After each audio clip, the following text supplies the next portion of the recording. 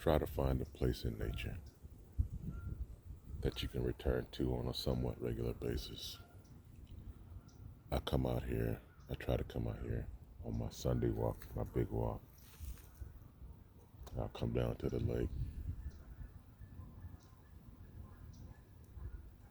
somewhere you can return and kind of anchor in.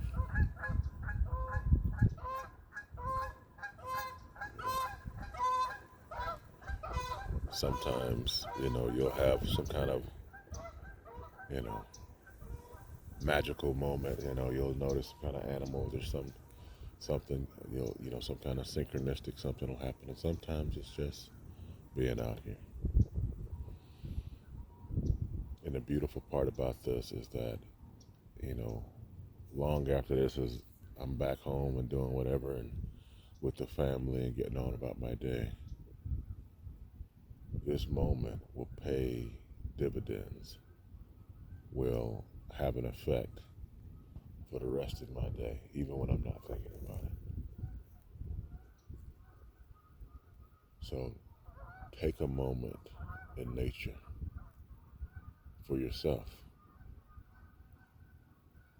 for your innermost, most high. Have a good day.